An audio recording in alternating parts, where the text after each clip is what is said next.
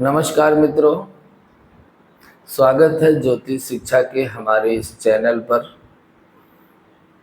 बीच में काफ़ी समय से वीडियो आने का अंतराल बढ़ गया, लेकिन आगे आपको निरंतर वीडियो मिलते रहेंगे। आज ज्योतिष से संबंधित एक महत्वपूर्ण जानकारी लेकर के आए हैं और इस जानकारी में आपको यह बताने का प्रयास करेंगे। ज्योतिष के कुछ ऐसे प्रमाणित ग्रंथ हैं जहाँ पर यह भी बताया जाता है कि मृत्यु के उपरांत मनुष्य की गति क्या होने वाली है। अर्थात जब मनुष्य की मृत्यु होती है तो जैसे जन्म के समय की एक पत्रिका बनाई जाती है, उसी तरह से मृत्यु काल का भी एक लग्न चक्र बनाया जाता है।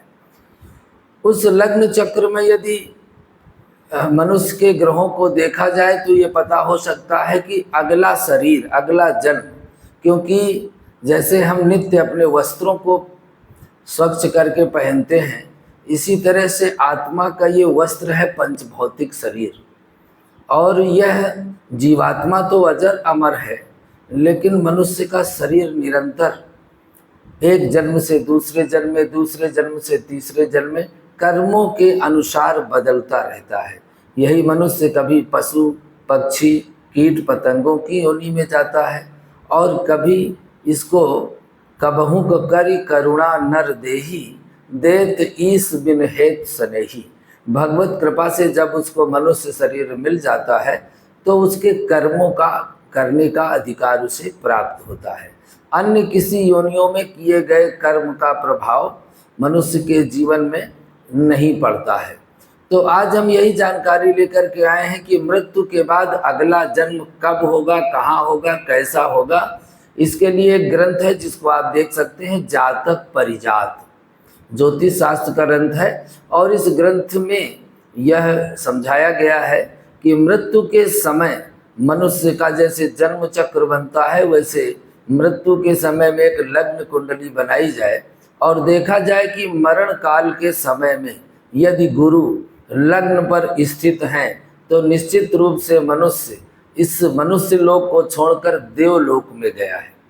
यदि सूर्य और मंगल दोनों लग्न में बैठे हैं तो मनुष्य की गति इसी मृत्यु लोक में अपने ही परिवार के बीच में होने वाली है। यदि चंद्रमा और शुक्र की युति लग्न में है तो मनुष्य पितृलोक गया, पितरों के लोक में उसको स्थान मिला है।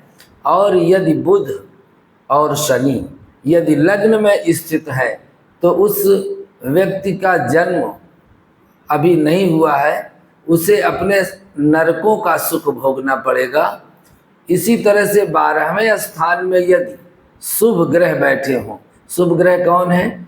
चंद्रमा, शुक्र, गुरु और बुध।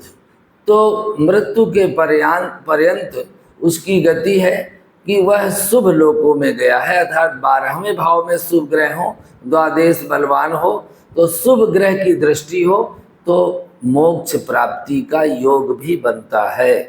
अर्थात मृत्यु के समय 12वें भाव में शुभ ग्रह बैठे हों या शुभ ग्रहों की दृष्टि हो तो मनुष्य आवागमन से भी मुक्त हो जाता है। इसीलिए जन्म कुंडली में केतु को मोक्ष का ग्रह कहा गया है। यदि 12वें भाव में केतु स्थित हैं तो वह मनुष्य मोक्ष के मार्ग में जा सकता है, अर्थात इस आवागमन से मुक्त हो सकता है। यदि 12वें भाव में शनि, राहु, केतु की युति हो, अष्टमेश होकर कोई ग्रह वहाँ बैठा हो, तो ऐसा संकेत मिलता है कि मनुष्य को नरक लोक की प्राप्ति हुई है। और नरक में अपने कर्मों का भोग भोगने के बाद यदि जन्म कुंडली में गुरु और केतु का संबंध 12वें भाव से बना है तो ये भी एक मोक्ष की प्राप्ति का द्वार है। अर्थात मृत्यु के समय की जन्मपत्री बना करके आप अपने जो स्वजन हैं उनके लोक की जानकारी कर सकते हैं कि मृत्यु के उपरांत हमारे ये पूर्वज किस लोक में गए हैं। ये कार्यक्रम आपको पसंद आया होगा और यदि आपको इसी तरह के कार्यक्रमों को सुनने की जिज्ञासा है, कमेंट बॉक्स में जाकर के अपने विचार जरूर लिखें। यदि अपनी भी जन्मपत्री के विषय में आप कुछ जानना चाहते हैं, हमसे आप इस विषय पर कमेंट करके सवाल पूछ सकते हैं। आज के लिए बस इतना ही। अगले वीडियो पर पुनः आपसे मिलते हैं। नमस्कार।